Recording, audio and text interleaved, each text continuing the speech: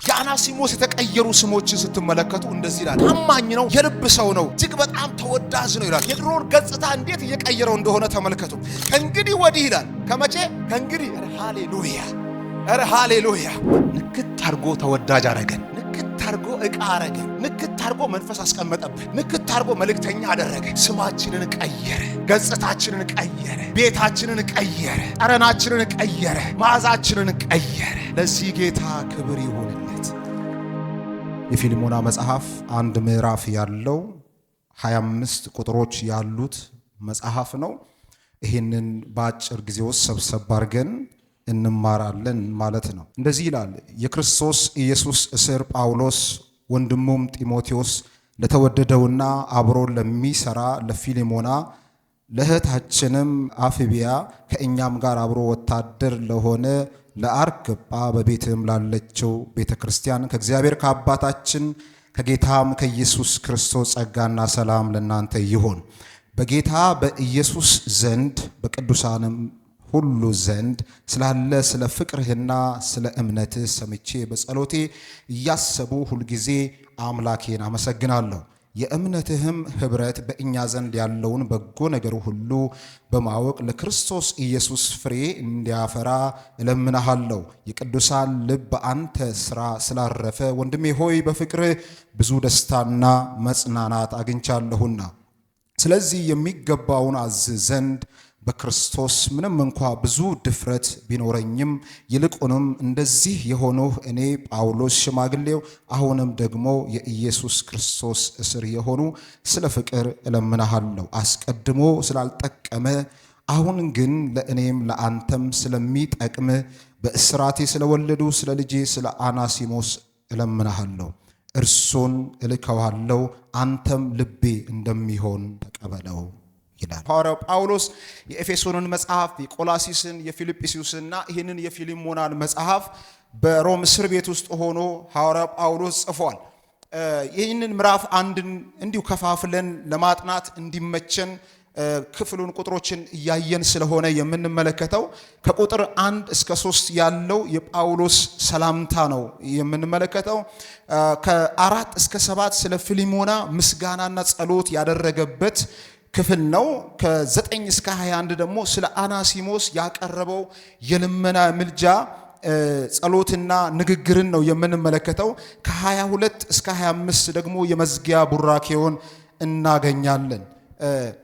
የዚህ መጽሐፍ ወይንም ደብዳቤው ዓላማ ፊልሞና አናሲሞስን እንዲቀበለው የልብ አድርጎ ወዳጁ አድርጎ ወንድሙ አድርጎ እንዲቀበለው ጳውሎስ የጻፈው ደብዳቤ ነው። በፊልሞናና በአናሲሞስ መካከል የነበረው ቅድም እንዳልኩት የተበላሸው ግንኙነት እንዲስተካከል፣ እርቅ እንዲፈጠር ያስተማረው የጻፈው መልእክት ነው። መጽሐፍ ቅዱሳችን በማቴዎስ ወንጌል ምዕራፍ 5 ቁጥር 9 ላይ እንደምትመለከቱት የሚያስታርቁ ምኖች ናቸው ይላል። ብፁዓን ናቸው የእግዚአብሔር ልጆች ይባላሉና ብሎ መጽሐፍ ይናገራል። ጳውሎስም ሲያደርግ የነበረው በሁለቱ መካከል ውስጥ ይህንን ነው። በዚህ ክፍል ውስጥ ስለ ሁለቱም ሐዋርያው ጳውሎስ በጣም እንደሚታመንባቸው በተለያየ መልኩ ቢሆንም ሁለቱም ላይ ያለውን እምነት በከፍተኛ ሁኔታ አጉልቶ መጽሐፉ ያሳየናል እና በሁለቱም ላይ ከፍተኛ የሆነ እምነት እንዳለው መጽሐፉን ስናነብ እናገኛለን። ፊልሞናን በተመለከተ ይሄ ሰው እንደምናውቀው ባለጠጋ ሰው ነው። ክፍሉ ሲናገር ባለጠጋ የሆነ ሰው ነው፣ ደግሞም ታዛዥ የሆነ ሰው ነው ብሎ ይናገራል። ሀብታም ነው። በቤቱ ላይ ነው የቆላሲስ ቤተክርስቲያንም የተመሰረተችው። ደግሞ ባለጠጋ የሆነ ሰው ነው። ደግሞ ታዛዥ የሆነ ትሁት የሆነ ሰው ነው ብሎ ስለሱ ይመሰክራል። ቁጥር 21 ላይ ሄዳችሁ በምትመለከቱበት ጊዜ እንደዚህ ይላል። ቁጥር 21 ላይ ታዛዥ መሆንህን በመተማመን ከምጠይቀውም በላይ እንደምታደርግ በማወቅ እጽፍልሃለሁ ይላል እና መልእክቱን ሲጽፍለት እያዘዘው ነው። እንደ ወንድም እያዘዘው ነው። እንደ መንፈሳዊ አባት እያዘዘው ነው እና ይሄንን የማዝን ትእዛዝ እንደምትፈጽም ታዛዥነትህን በመተማመን ነው የምጽፍልህ ብሎ ይናገራል። ታዛዥ መሆንህን በመተማመን ብሎ ይናገራል። በፍቅር በታዛዥነት ምክንያት የቅዱሳን ልብ ባንተ ምን ብሏል ይላል አርፏል። እና በታዛዥነት ምክንያት በፍቅርህ ምክንያት የቅዱሳን ልብ የቤተክርስቲያን ልብ ባንተ አርፏል። እና ልብን የምታሳርፍ ሰው እጅግ በጣም ታዛዥ ሰው ነህ ብሎ ስለሱ ይናገራል። ስለ አናሲሞስ ደግሞ እንደዚህ ብሎ ይናገራል። ቁጥር 10 ላይ ዳግመኛ ተወልዶ የተለወጠ ሰው መሆኑን ለፊሊሞና ይነግረዋል። ምክንያቱም ፊሊሞና አናሲሞስን ሲያስብ በድሎት የሄደ አጥፍቶ የሄደ ወንጀል ሰርቶ የሄደ አሳዝኖት ልቡን ሰብሮ የሄደ ሰው ስለሆነ ስለዚህ አናሲሞስን ሲያስብ ፊሊሞና ጥሩ ስሜት አይሰማውም፣ አዝኖበታል፣ ልቡ ተሰብሯል። ስለዚህ አሁን ግን ስለ አናሲሞስ ያለውን እይታ፣ አመለካከት፣ አስተሳሰብ እንዲቀይር ምን ብሎ ይናገራል? ቁጥር 10 ላይ እንደዚህ ይላል፣ በእስር እያለው ስለወለድኩ ስለ ልጄ ስለ አናሲሞስ እለምንሃለሁ ይላል። በእስር እያለው ምን ስላደረኩት? ስለወለድኩት። ምን ሆኗል እያለው ነው? ዳግመኛ ምን ብሏል? ተወልዷል። አናሲሞስ ዳግመኛ ተወልዷል። በክርስቶስ ኢየሱስ አምኖ ዳግመኛ የተለወጠ ሰው ነው። ምንም ጥርጥር የለም። አናሲሞስ ተለውጧል፣ ዳግመኛ ተወልዷል ብሎ ስለሱ ይናገራል። ይሄንን በሚሰማ ሰዓት የቀድሞ እይታውንና አመለካከቱን ቀይሮ እንዲጠብቀው ማለት ነው። ይሄንን መጽሐፍ እንዲሁ ዝም ብላችሁ ስታነቡት አጻጻፉን ራሱ በምትመለከቱበት ጊዜ ጳውሎስ የተጠቀመው የአጻጻፍ ዘዴ አለ እና የጥንት የግሪክና የሮማውያንን የጽሁፍ ዘዴ ነው ተጠቅሞ የጻፈው። ይሄም ዘዴ ምን የሚባል ነው? ወዳጅነትን ለማጠናከር እንዲሁም አስተሳሰብን ለመቀየርና አንድ ሰውን ለማሳመን ታስቦ የሚጻፍ የጽሁፍ ዘዴ ነው በዛን ጊዜ በሮማውያንና በግሪኮች ዘንድ ማለት ነው። ሐዋርያው ጳውሎስ ይሄንን አጻጻፍ ተጠቅሞ ነው የጻፈው። ይሄንን ስንመለከት እስከ ቁጥር 7 ድረስ ይሄንን ያጻጻፍ ዘዴ እናገኛለን።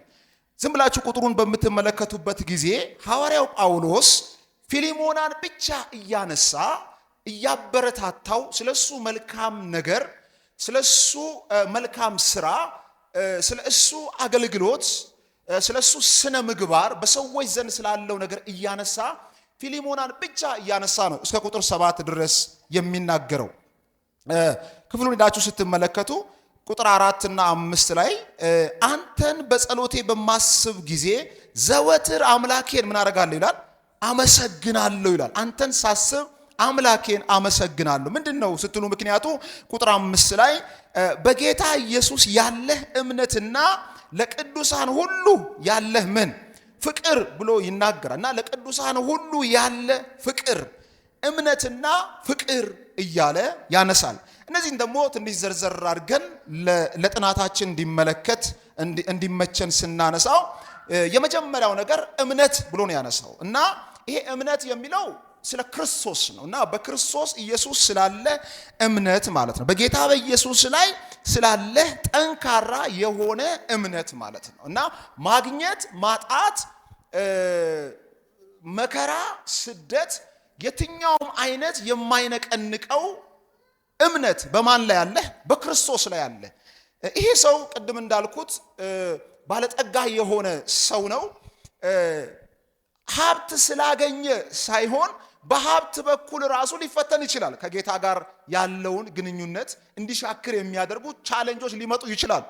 ነገር ግን ክርስቶስን በተመለከተ የማይደራደር እምነቱን በተመለከተ ከጌታ ጋር ያለውን ህይወት በተመለከተ ግንኙነት በተመለከተ የማይደራደር ሰው እንደሆነ ሐዋርያው ጳውሎስ በደንብ አድርጎ ይመሰክራል እና ስለ አንተ እምነት ብዙ ጊዜ እናገራለሁ፣ አወራለሁ፣ እመሰክራለሁ። የተመሰከረ እምነት ስናገር ስለ አንተ ሳወራ ስመሰክር ራሱ ምን አላደርግም? አላፍርብህም ማለት ነው። እግዚአብሔር በዚህ ይባርከን። አሜን ነው። የተገለጠ እምነት ማለት ነው። ይሄ ዝም ብሎ የስሙላ ሳይሆን የእውነት የሆነ ማለት ነው። አላፍርም። ለምን? አንተም በክርስቶስ ኢየሱስ አታፍርም። እምነትህ የተገለጠ እምነት ነው። መጽሐፍ እንደሚለው የተገለጠ እምነት ነው። የአደባባይ እምነት ነው። ክርስቶስ ላይ የማትደራደር ሰው፣ እውነት ላይ፣ ጽድቅ ላይ፣ ቅድስና ላይ በክርስቶስ በእግዚአብሔር መንግስት ጉዳይ ላይ የማትደራደር ሰው በመሆን ይህንን ሳስብ ሁሉ ጊዜ አምላኬን አመሰግናለሁ ብሎ ይናገራል። ጳውሎስ እምነትን በተመለከተ በብዙ ቤተክርስቲያን በግለሰቦችም ዘንድ ሲያይ ብዙ ጊዜ ይባርካል፣ ያመሰግናቸዋል። ሮሜ ምዕራፍ 1 ቁጥር 8 ላይ እንደዚህ ብሎ ይናገራል። ከሁሉ አስቀድሜ እምነታችሁ በዓለም ሁሉ በመሰማቱ ስለ ሁላችሁ አምላኬን በኢየሱስ ክርስቶስ ምን አደርጋለሁ ይላል? አመሰግናለሁ። እምነታችሁ ስለተሰማ እና ለክርስቶስ ያላችሁ እምነት ማለት ነው። ከክርስቶስ ጋር ያላችሁ ጤነኛ የሆነ ህብረት ማለት ነው። ጽድቅ ላይ ሳትደራደሩ፣ እውነት ላይ ሳትደራደሩ፣ በእግዚአብሔር መንግስት ጉዳይ ላይ ሳትደራደሩ፣ ሳትሸቃቅጡ እውነተኛ እግዚአብሔር ልጆች በመሆናችሁ እምነታችሁ አደባባይ ተገልጦ በማየቴ ስለዚህ አምላኬን አመሰግናለሁ ይላል። አሁንም ጌታ በዚህ ይባርከን። የተገለጠ እምነት አሕዛብ ጋር ሰፈር፣ መስሪያ ቤት፣ ትምህርት ቤት በምንሄድበት ሁሉ እውነተኛ እምነት የተገለጠ ነው እና ይሄንን ሲያይ ነው እውነተኛ እምነት ነው አንተ ጋር ያለው። እንዲሁም ደግሞ ለቅዱሳኖችም ሲናገር እናንተ ጋር ያለው የተገለጠ እምነት ነው፣ ስለዚህ አምላኬን አመሰግናለሁ ብሎ ይናገራል። ሁለተኛው የሚያነሳው ከጊዜ አንፃር ስለ ፍቅር ብሎ ይናገራል። ፍቅሩ ደግሞ ምንድነው? ከሰዎች ሁሉ ጋር ያለው ጤነኛ የሆነ ግንኙነት፣ ሰዎችን ሁሉ የሚወድበት መውደድ ማለት ነው እና ጥቅምን መሰረት ያደረገ ሳይሆን፣ ዘርን መሰረት ያደረገ ሳይሆን፣ አብሮ አደግነትን መሰረት ያደረገ ሳይሆን፣ ሰጥቶ መቀበልን መሰረት ያደረገ ሳይሆን፣ ምድራዊ የሆነውን ነገር መሰረት ያደረገ ሳይሆን፣ ፍቅር ሰማያዊ የሆነ ፍቅር ነው። እንደ እግዚአብሔር ቃል የሆነ ፍቅር ነው። ክርስቶስ ኢየሱስ ሰዎችን እንዲሁ እንደወደዳቸው ልክ እንደዚሁ እንዲሁ የምትወድ ሰው በመሆን ክርስቶስ ኢየሱስ በዘር ሳይለይ በሁኔታ ሳይለይ ሰዎችን ሁሉ እንደወደዳቸው ሰዎችን ሁሉ የምትወድ ሰው በመሆን ስለዚህ አምላኬ ምን አደርጋለሁ? አመሰግናለሁ ይላል። ከቀድሞ ቤተክርስቲያን በጣም አስገራሚ ባህሪያቶች መካከል አንዱ ሰዎች ርቀት አይገድባቸውም ለመዋደድ፣ ቦታ ሁኔታ አይገድባቸውም፣ ወይንም ፍቅራቸው በሰጥቶ መቀበል ላይ የተመሰረተ አይደለም እና የእግዚአብሔርን መንግስት መሰረት ያደረገ ክርስቶስን መሰረት ያደረገ ህብረት፣ አንድነትና ፍቅር ነው የነበራቸው።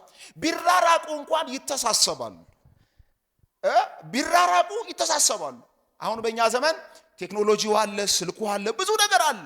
ብዙ ነገር እንኳን እጃችን ላይ ኖሮ ደውለን እንኳን የሁላችን ድክመት ማለት ነው፣ ሁላችን ጋር ያለው ድክመት በጣም ብዙ ጊዜ የምንለው እኔም ጭምር ማለት የምንለው ልደውል አስቤ ነበረ ነው የምንለው እና ብዙ አስቤ ነበሮች ናቸው የሚበዙት ማለት ነው እና ልመጣ አስቤ ነበረ፣ እንደዚህ ፈልጌ ነበረ፣ በብዙ ነገር ከመያዛችን የተነሳ ማለት ነው እና ብዙ ነገር አክሰሱ እጃችን ላይ ኖሮ ራሱ ነገር ግን ግንኙነታችን የተራራቀ ሆኖ በዚህ ዘመን ይታያል።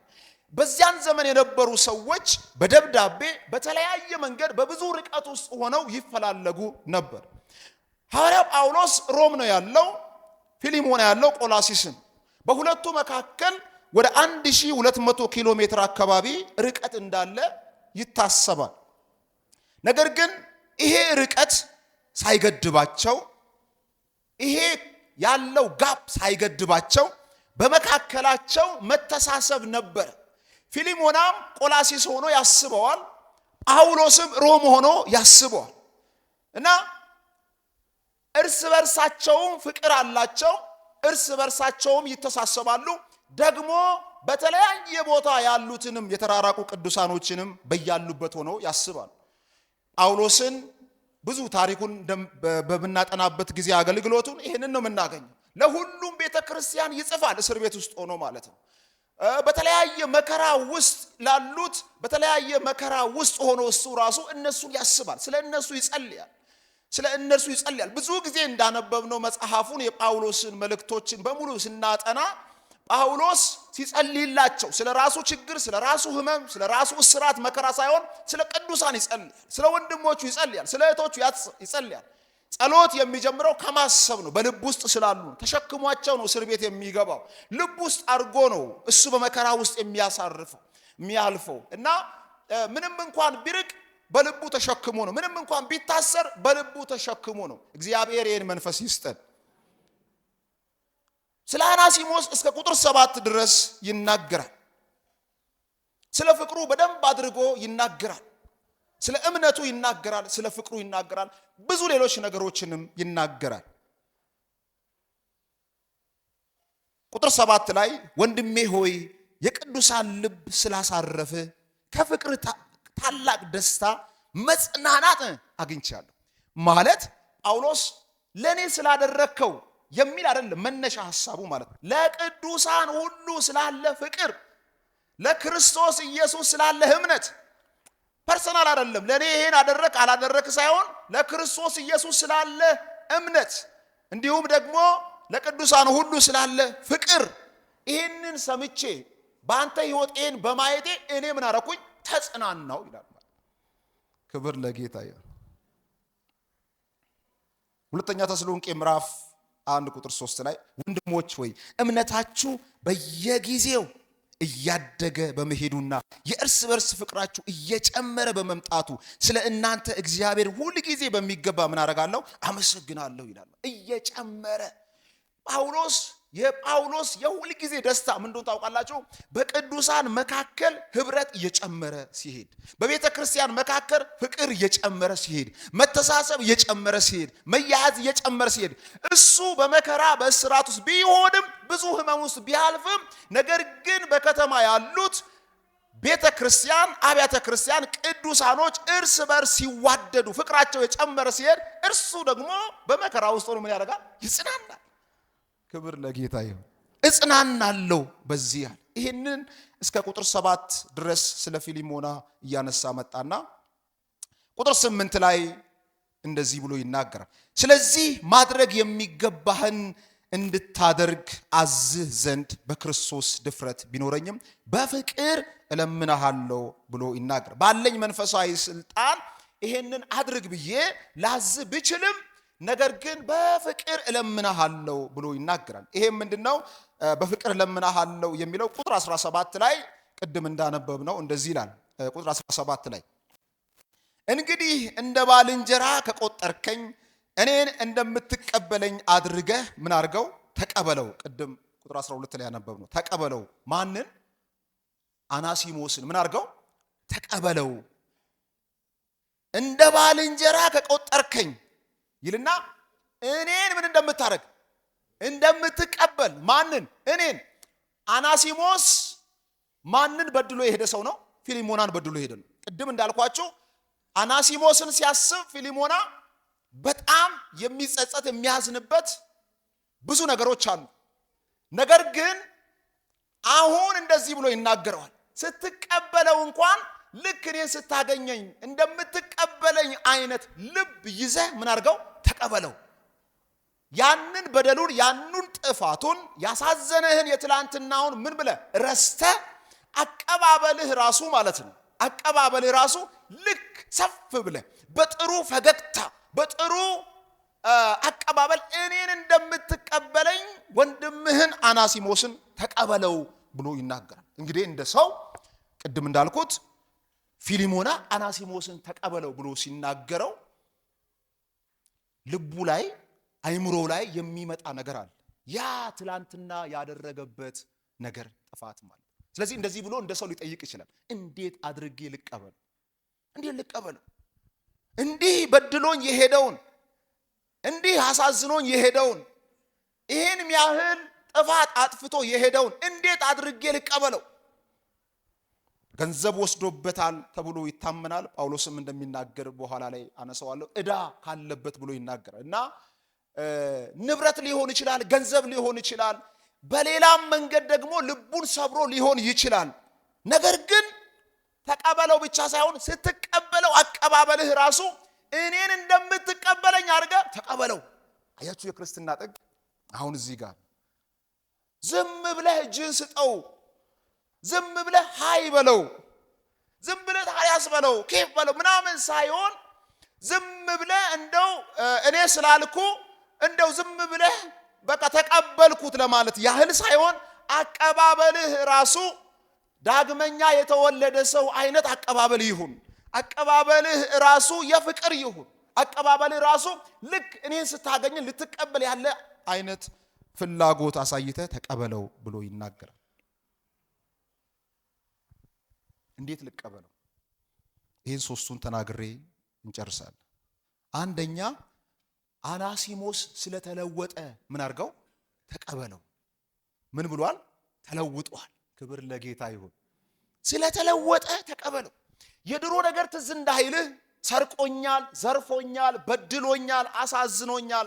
አንተ ባሪያው እሱ ጌታክ፣ አንተ ጌታው እሱ ባሪያህ በነበረበት ጊዜ በድሎክ ሊሆን ይችላል፣ አሳዝኖ ሊሆን ይችላል፣ ብዙ ነገር አጥፍቶ ሊሆን ይችላል። ነገር ግን አናሲሞስ የትላንትናውን ባህሪ አሁን አልያዘም። ከትላንትናው ባህሪ ከትላንትናው አመለካከት ወጥቷል። ዳግመኛ በመወለዱ ምክንያት አዲስ ፍጥረት ሆኗል፣ ተቀይሯል። ስለዚህ ታማኝ አልነበረም በፊት፣ አሁን ግን ምንድነው? ታማኝ ነው።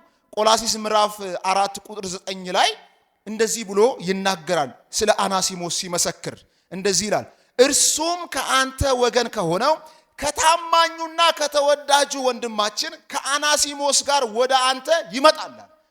ከምኑና ከምኑ ይላል? ከታማኙና ከተወዳጁ። አያችሁ፣ አሁን ይሄ ስም መጀመሪያ ለአናሲሞስ የተሰጠው ስም አልነበረም። ምን የሚለው? ታማኝ የሚል። ምን የሚለው? ተወዳጅ የሚል ስም አልነበረውም። አሁን ዳግመኛ ሲወለድ ግን የአናሲሞስ ስም ተቀይሯል። ስማችንን ለቀየረው ጌታ ክብር ይሁን። ተቀይሯል። አያችሁ፣ ሰው ዳግመኛ ሲወለድ ይቀየራል። ዳግመኛ ከተወለደ ቤተ ክርስቲያን ከመጣ የእግዚአብሔርን ቃል ከተማረ ከቅዱሳን ጋር ህብረት ካደረገ ለመለወጥ ራሱን ሰው ካዘጋጀና ፈቃደኛ ከሆነ ሰው ወደ እግዚአብሔር ተጠግቶ ይለወጣል። ማይለወጥ ሰው የለም። የእውነት ልብን ለመለወጥ ካዘጋጀ ሰው ይለወጣል። አናሲሞስ የተለወጠው መጀመሪያ ራሱ ለመለወጥ ልቡ ስላዘጋጀ፣ እግዚአብሔር ጳውሎስን አዘጋጀለት፣ እሱም ለመለወጥ ፈቃደኛ ስለነበረ ተለወጠ። ድሮ የነበረው ያ ኢሜጅ ያ ባህሪ ተቀየረ። በማ? በክርስቶስ ኢየሱስ። ክብር ለጌታ ይሁን። ተቀይሯል። አሁን ታማኝ ነው። ወዳጆቼ፣ አንዳንድ ጊዜ ሰዎች ወደ ቤተ ክርስቲያን ውስጥ መጥተው የተለወጠ ባህሪ የማያሳዩበት አንዳንድ ሰዎች ይታያሉ እና መጥተው ግን አይለወጡም። አንዳንድ ይኖራሉ አልፎ አልፎ በየቦታ ማለት መጥተው አይለወጡም። የእግዚአብሔርን ቃል እየተማሩ አይለወጡም። እየዘመሩ አይለወጡም። ብዙ ዓመት ቸርች ውስጥ ቆይተው አይለወጡም። ይህ መጽሐፍ ቅዱሳዊ እውነት አይደለም። መጽሐፍ ቅዱሳዊ እውነት ሰው በክርስቶስ ኢየሱስ ካመነ፣ የእግዚአብሔርን ቃል ከተማረ፣ ከቅዱሳን ጋር ህብረት ካደረገ፣ በእግዚአብሔር ቤት ውስጥ እየተማረ እያጠና ከቆየ ይህን መጽሐፍ አንብቦ ይህን መጽሐፍ ተምሮ የማይለወጥበት ምክንያት የለም። ሰው ሁሉ ይለወጣል። አሜን ነው። ክብር ለጌታ ይሁን። ተለውጧል። ራሱን ለመለወጥ ፈቃደኛ ስላደረገ ተለውጧል። እርግጠኛ ሆኖ በሩቅ ስላለ ፊሊሞና በደንብ አድርጎ የሚነግረው ነገር እርግጠኛ ሆኜ የምነግር ይላል። ክፍሉን በደንብ ስታነቡት አናሲሞስ ተለውጧል። ስሙን ተመልከቱ። ታማኝ ምን? ተወዳጅ። ለምን ታማኝ እንዳለ ታውቃላችሁ? መጀመሪያ ለኔ አልታመነም ስላለም ማለት ነው። አያችሁ፣ አንተና ፊሊሞና ሲነሳ፣ አናሲሞስ ሲነሳ ፊሊሞና እንደ እሱ እኮ ማለት እኮ ታማኝ አይደለም፣ የኔ ባሪያ ነበረ እኮ፣ ሰርቆኝ ዘርፎኝ ነው የሄደው፣ እንዴት እሱን አገኘዋለሁ? እንዴት ከእርሱ ጋር ህብረት አደርጋለሁ እንዳትል፣ አናሲሞስ ማለት አሁን ታማኝ ነው። ክብር ለጌታ ይሁን። ስለተለወጠ ተቀበለው ብሎ ይናገራል። እዚህ ይላችኋል የጠፋው ልጅ ሉቃስ 15 ላይ ከአባቱ ዘንድ ድርሻዬን ብሎ ይዞ ሄዶ ጨፍጭፎ ብሩን አጥፍቶ አባክኖ ብዙ ነገር አድርጎ ወድቆ ሚበላውን ሲያጣ እኔ ልቤን የነካኝ ቃል እንደዚህ የሚለው ቃል ወደ ልቡም ምን ብሎ ይላል? ተመልሶ። ክብር ለጌታ ይሁን። ወደ ልቡ ምን ብሎ ተመልሶ፣ ወደ ልቡ ተመልሶ አባቴ እግሩስ ወድቄ ምህረት እጠይቃለሁ፣ ንስሐ እገባለሁ፣ እንደ ባሪያም እንኳን እንደ ልጅ ባልሆን እንደ ባሪያም እሆናለሁ፣ ወደ አባቴ ቤት እሄዳለሁ ብሎ ወሰነ። የመጀመሪያው ነገር አባቱ እንዲቀበለው ያደረገ ምንድነው ካላችሁ የልጁ መለወጥ ነው። ወደ ልቡ ምን ብሎ ይላል? ተመልሶ። ጌታ ወደ ልባችን ይመልስ። ቀላል አይደለም። ወደ ልቡ ተመለስ። በቃኝ አለ። ትላንትና አጥፍቻለሁ፣ ትላንት አሳዝኛለሁ፣ አባቴን አሳዝኛለሁ፣ ልቡን ሰብሬያለሁ፣ አሳዝኛለሁ፣ እንደ ልጅ አልሆንኩም፣ ባክኛለሁ፣ ብዙ ነገር አውድሜያለሁ፣ ከኔ የማይጠበቀውን ነገር አድርጌያለሁ። መቼ? ትላንትና። አሁንስ እለወጣለሁ፣ አሁንስ በቃኝ። ወዴት እሄዳለሁ? ወደ አባቴ። ክብር ለጌታ ይሁን። አባታችን ይሻለናል፣ አምላካችን ይሻለናል፣ ቤቱ ይሻለናል፣ እግሩ ስር ይሻለናል፣ ፊቱ መደፋት ይሻለናል። ምርጫችን ኢየሱስ ነው። ምርጫችን ኢየሱስ ነው። ምርጫችን ኢየሱስ ነው። ክብር ለጌታ ይሁን። ሁለተኛ ተቀበለው፣ ምህረት አድርገህ ተቀበለው። ቁጥር 18 ላይ እንደዚህ ይላል ጳውሎስ፣ አንተን የበደለ ነገር ቢኖር ወይም የአንተ ብድር ቢኖርበት በእኔ ላይ ቁጠር ብሎ ይናገራል። በእኔ ላይ ቁጠር። በደሉንም ብድሩንም በማን ላይ ቁጠር? በእኔ ላይ ቁጠር። አንተ ግን አንድ ነገር ብቻ አድርግ፣ ምህረት አድርግ። ክብር ለጌታ ይሁን። ምህረት አድርግለት። በቃ ይቅር በለው። ተቀበለው ስል ገንዘቤስ፣ ተቀበለው ስል ንብረቴስ፣ ተቀበለው ስል አልመለሰልኝም የሚለው ነገር ደግሞ ወደ አይምሮ እንዳይመጣ ምህረት አድርግና ተቀበለው ስል እንዳይመጣ እኔ ደግሞ አንዱ የምከፍለው ዋጋ አለኝ። የሱን ብድር ገንዘብ ዕዳ በማለ ቁጠር በእኔ ላይ ቁጠር። ኢሳይያስ 53 ቁጥር 6 ላይ የእግዚአብሔር ቃል እንደዚህ ብሎ ይናገራል። ኢሳይያስ 53 ቁጥር 6 ላይ እግዚአብሔርም የሁላችንን በደል በእርሱ ላይ አኖረው ይላል። ተመልከቱ። የክርስቶስ ልብ ማለት ጳውሎስ ላይ አሁን የምናየው ይሄን ብዙ ጊዜ በትምህርታችንም በንግግራችንም የክርስቶስ ልብ እንላለን። እንዲኖረን ደግሞ መጽሐፍ ያስተምራል። የክርስቶስ ልብ ይኑራችሁ ይኑረን ብለን ብዙ ጊዜ እናስባለን። የክርስቶስ ልብ ይሄ ነው። የሱን በደል የሱን ዕዳ በማላይ ቁጠር፣ በእኔ ላይ ቁጠረው ማለት የሁላችንን በደልና ኃጢአት ጥፋት እግዚአብሔር በልጁ በኢየሱስ ክርስቶስ ላይ እንዳደረገው ጳውሎስ የክርስቶስ ልብ ስላለው የአናሲሞስን ዕዳና በደል በሙሉ በእኔ ላይ አድርገው፣ ከዛ አንተ ግን ምህረት አድርገህ ተቀበለው ብሎ ይናገራል። መጽሐፍ ማቴዎስ 5:7 ላይ ምህረት የሚያደርጉ ብፁዓን ናቸው ምህረትን ያገኛሉና፣ የሚምሩ ብፁዓን ናቸው። ምህረት ይቅርታ ጠይቆ ለመጣ የምህረት ልብ እንዲኖረን መጽሐፍ ያስተምረናል። ምህረትና ይቅርታን ጠይቆ ለመጣ ሰው የምህረት የይቅርታ ልብ። ስለዚህ ምህረት አድርግና ተቀበለው። ለምን? ክርስቶስ ምህረት አድርጎለታል። ክርስቶስ ይቅር ብሎታል። የመጀመሪያው ነገር ስለተለወጠ ክርስቶስ ኃጢአቱን፣ በደሉን፣ መተላለፉን በሙሉ ይቅር ስላለው በክርስቶስ ኢየሱስ ስለተለወጠ ከክርስቶስ ዘንድ ምህረት ስለተቀበለ አንተም ምህረት አድርግና ተቀበለው። ለአንተ ደግሞ ምን ይበዛልሃል? ምህረት ይበዛልሃል። ክብር ለጌታ ይሁን። ሶስተኛውና የመጨረሻው ሐሳብ እንዴት ልቀበለው ሲል የመጀመሪያው ስለተለወጠ፣ ሁለተኛው ምህረት አድርገ፣ ሶስተኛው ጠቃሚ ስለሆነ ተቀበለው። ምን ስለሆነ? ጠቃሚ ስለሆነ። ቁጥር 11 ላይ እንደዚህ ይላል፣ አስቀድሞ የሚጠቅምህ አልነበረም፣ አሁን ግን ለአንተም ሆነ ለእኔ ምን የሚያደርግ ነው? የሚጠቅም ሰው ሆነዋል። ክብር ለጌታ ይሁን። አያችሁ፣ ሁለት ነገር ያነሳ። አስቀድሞ የሚል ቃል አለ። አስቀድሞ ምን አላደረገም? አልጠቀመም። ለማ? ለእኔም፣ ለማ? ለአንተም፣ ለጌታም፣ ለማንም የማይጠቅም ሰው ነበረ። በምኑ? በተግባሩ፣ በንግግሩ፣ ባካሄዱ፣ ብዙ በሚያደርጋቸው ነገሮች አልጠቀመም። አንተን በድሎ አጥፍቶ ነው የሄደው።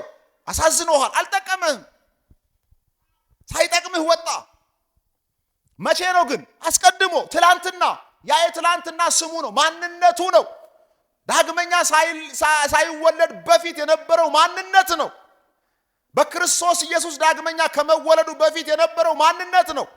ምኑ? አለመጥቀም። ለሰው ያልጠቀመው፣ ለወዳጅ ያልጠቀመው፣ ለአንተ ያልጠቀመው መጀመሪያ ነው፣ ትላንትና ነው። አሁንስ ለእኔም ለአንተም የሚጠቅም ሰው ሆኗል። ካለመጥቀም ወደ ጠቃሚነት ለለወጠን ጌታ ክብር ይሁን። ክብር ለጌታ ይሁን። አስቀድሞ የሚባል ታሪክ በሰዎች ህይወት ውስጥ ሊኖር ይችላል። ብዙ ሰዎች እኛንም ጨምሮ ማለት ነው። ብዙ ሰው የወደቀበት በሰዎች አይረባም የተባለበት አትጠቅም፣ ኢቭን ወላጅ ልጁ ላይ ማለት ነው። በቃ አንተ እኮ አትጠቅምም፣ በትምህርቱ ተስፋ የቆረጠ በጣም የወረዱ ንግግሮችን እስከ መናገር ድረስ ሰዎች በሰው ተስፋ ሲቆርጡ የተናገሩበት ጊዜ ሊኖር ይችላል። በቃ አንተ እኮ ለምንም አትሆንም ይላሉ ማለት ነው። አንቺ እኮ ለምንም አትሆኝም፣ ይሄን ሁሉ ኢንቨስት አድርጌብህ፣ ይሄን ሁሉ ገንዘብ አውጥቼ አስተምሬ፣ ይሄን ሁሉ ገንዘብ አውጥቼ አስተምሬሽ፣ ይሄን ሁሉ ገንዘብ አውጥቼ ቢዝነስ እንድትሰራ አድርጌ እና ሰው አቅሙን ተጠቅሞ ያለውን አቅም ተጠቅሞ ሰውን ይረዳና ከዛ እንደሚፈልገው ሰው ሳይሆን ሲቀር ተስፋ ይቆርጣል። ገደብ አለው። አንተ ከዚህ በኋላ ሰው አትሆንም፣ አንተ ከዚህ በኋላ አትጠቅምም፣ አንቺ ከዚህ በኋላ አትጠቅሚም ይላሉ። ሰምተን ልናቅ እንችላለን። በእኛም ላይ ገጥሞን እኛንም ገጥሞን ሊሆን ይችላል አስቀድሞ ማለት ነው። አሁን ግን አንተ ጠቃሚ ሰው ነህ። ክብር ለጌታ ይሁን።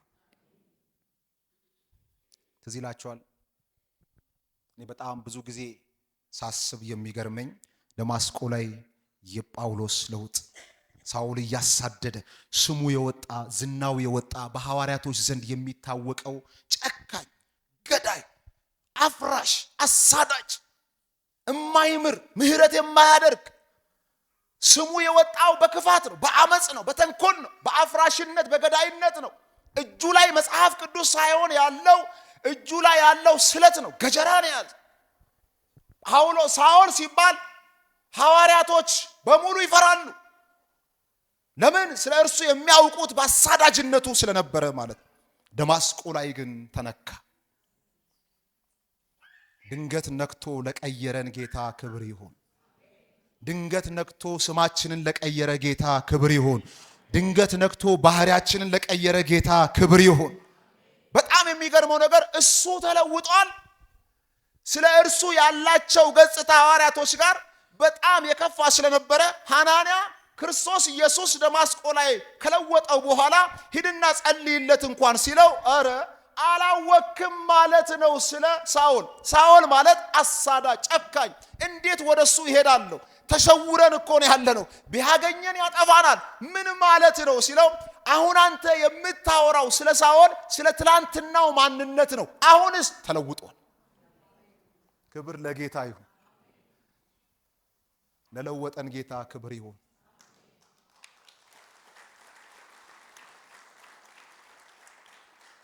እቺን ቃል ነው መናገር የፈለኩት። እቺ ቃል ሁሌ ልቤን ትነካኛለች። እንደዚህም አሁንስ እንዴ ተለውጧል? አዎ። እንዴት ተነክቶ እንዴት ነክቼው ተለውጧል። ጌታ ነክቶት ማይለወጥ የለም። ክብር ለጌታ ይሁን። ተለውጧል። እና ቀጣይ ምንድነው?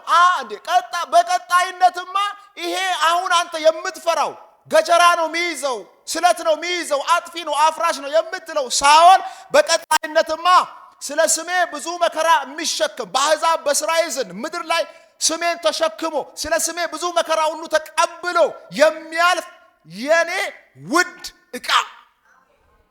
አሜን በሉስ። አንድ ሰውን ባርኩ ነካ አድርጉና አንተ የክርስቶስ ውድ ዕቃ ነህ በሉትስ። ክብር ለጌታ ይሁን። የትላንትናው ስም ተቀይሯል። የትላንትናው ማንነት ተቀይሯል። የትላንትናው ገጽታ ተቀይሯል። ስማችሁ ተቀይሯል። ማንነታችሁ ተቀይሯል። በክርስቶስ ተቀይሯል። ሰፈር ላይ ያለው እይታ ተቀይሯል። በዘመድ መካከል ያለው እይታ ተቀይሯል። በቤተሰብ መካከል ያለው እይታ ተቀይሯል። የልጅነት ታሪካችሁ ተቀይሯል። የድሮ ስማችሁ ተቀይሯል። አሁን አንተ ማለት አሁን አንቺ ማለት የክርስቶስ ውድ ዕቃ ነሽ። ሃሌሉያ። አሁን እሱ ውድ ዕቃ ነው። የአናሲሞስ የተቀየሩ ስሞችን ስትመለከቱ እንደዚህ ይላል።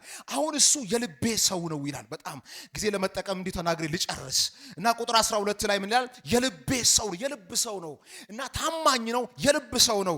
እንደገና ደግሞ እንደዚህ ይላል ቁጥር 16 ላይ ደግሞ እጅግ በጣም ተወዳጅ ነው ይላል። በተደጋጋሚ ተወዳጅ የሚለውን ቃል ያነሳል። ምክንያቱም የድሮውን ገጽታ እንዴት እየቀየረው እንደሆነ ተመልከቱ። ከእንግዲህ ወዲህ ይላል። ከመቼ? ከእንግዲህ። እስቲ ከእንግዲህ በሉ። ኧረ ሃሌሉያ! ኧረ ሃሌሉያ! ከእንግዲህ በኋላ አንተ ተወዳጅ ነህ። ከእንግዲህ በኋላ አንቺ ተወዳጅ ነሽ። ከእንግዲህ በኋላ አንተ ተወዳጅ ነህ። ሰው ይወዳሃል። የጠሉሽ ይወዱሻል። የራቁ ይቀርቧችኋል፣ ይወዳችኋል። በሰው ዘንድ ትወደዳላችሁ። ምክራችሁ ይወደዳል። ንግግራችሁ ይወደዳል። ስብከታችሁ ይወደዳል። ቋንቋችሁ ይወደዳል። ያያችሁ ይወዷችኋል። አሕዛብ ይወዷችኋል። ቅዱሳን ይወዷችኋል። ቤተዘመድ ይወዳችኋል። በሰው ዘንድ እግዚአብሔር ተወዳጅ ልጅ አድርጓችኋል። ተወዳጅ ነው። ከእንግዲህ በኋላ የሚለው ቃል ልቤን ነካኝ። ሃሌሉያ! ደግሞ ምንድነው? ተወዳጅ ነው። ከእንግዲህ ወዲህ ግን እንደ ባሪያ ሳይሆን ከባሪያ በላይ የሆነ ምንድነው? ተወዳጅ ወንድም ነው። ደግሞ እንደዚህ ይላል፣ ለእኔ ተወዳጅ ነው እና ለአንተ ግን በስጋም በጌታም ይበልጥ ምንድነው? ተወዳጅ ነው። በተደጋጋሚ ይሄን ቃል ታገኙታላችሁ። ተወዳጅ፣ ተወዳጅ፣ ተወዳጅ፣ ተወዳጅ። ድሮስ ሲጠሏችሁ የነበሯቸው፣ ሲርቋችሁ የነበሯቸው፣ እናንተ ሲያዩ መንገድ ጥለው ሲሄዱ የነበረው፣ መንገድ ቀይሰው ሲሄዱ የነበረው፣ ሲርቃችሁ የነበረው ቤተዘመድ ሰዎች፣ ጓደኞቻችሁ ዛሬ መልእክት አለኝ። ይሄን መልእክት ውሰዶ። በጌታ በኢየሱስ ስም እግዚአብሔር በሰው ዘንድ ሁሉ ተወዳጅ ያደርጋቸዋል። ተወዳጅ ያደርጓቸዋል። አንቺ የክርስቶስ ተወዳጅ ባሪያ ነሽ። አንተ የክርስቶስ ተወዳጅ ባሪያ ነህ። ሃሌሉያ!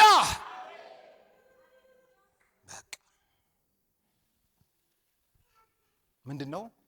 ተወዳጅ ሰው ሁሉም ይወደው። ንክት አርጎ ተወዳጅ አረገን። ንክት አርጎ ዕቃ አረገን። ንክት አርጎ መንፈስ አስቀመጠብን።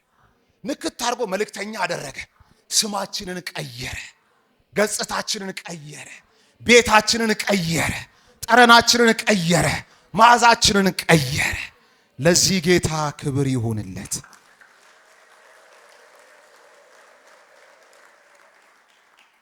ወንድሜ ሆይ በጌታ እንድትጠቅመኝ ቁጥር 20 ላይ እፈልጋለሁ። ምንድነው እንድትጠቅመኝ የሚለው? እኔ የምትጠቅመኝ ከሆነ አናሲሞስን ተቀበለው። የኔ ደስታ አናሲሞስን ስትቀበል ነው። የኔ ልብ እረፍት አናሲሞስን ስትቀበል ነው። ለምን? እሱ አሁን ጠቃሚ ነው። ለቤተ ክርስቲያን ጠቃሚ ነው። ለቅዱሳን ጠቃሚ ነው። ለኔ ጠቅሞኛል። በእስራቴ በሮም ሲያገለግለኝ ነበር። እንዴት ያገለግለኝ እንደነበረ ልነግርህ አልችልም። እንዴት እንደተለወጠ፣ እንዴት ጠቃሚ እንደሆነ፣ አንተ ጋር ሲመጣ እንዴት እንደሚጠቅምህ ልነግርህ አልችልም። እጅግ በጣም ውድ ጠቃሚ ወንድም ነው። ቤተ ክርስቲያን የሚያገለግል ለህብረታችን የሚጠቅም ወንድም ነው። ስለዚህ ምን አድርገው? ተቀበለው። እንዴት ልቀበለው? ስለተለወጠ።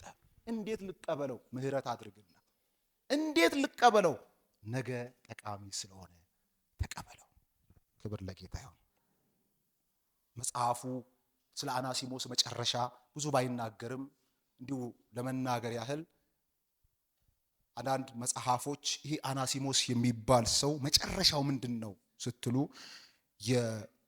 የአባት እንደሆነ፣ የእምነት አባት እንደሆነ፣ ጳጳስ እንደሆነ፣ የቤተ ክርስቲያን መሪ እንደሆነ ይሄ መጽሐፍ ባይናገርም አንዳንድ መጽሐፎች እንደዚህ ብለው ይናገራሉ። መጨረሻ ላይ የቤተ ክርስቲያን መሪ እንደሆነ ይናገራሉ። በሱ መልእክት ላከ። ሲልክ እንደዚህ ብሎ አሁን ወደ አንተ መልእክት ይዞ ከሮም የሚመጣው አናሲሞስ ትላንት አይጠቅምም ያልከው፣ ትላንት አጭበርባሪ ነው ያልከው አናሲሞስ ታማኝ ወንድም ነው፣ የልብ ወዳጅ ነው። እንዲህ ላረገን ጌታ ክብር ይሁን። ከጎን ያለውን ሰው ተቀበለው በሉ። ክብር ለጌታ ይሁን። እኛን ስለተቀበለን እንቀበለው። እግዚአብሔር የተባረከ ይሁን። ቅዱስ ቃሉን ጌታ ይባርክልን።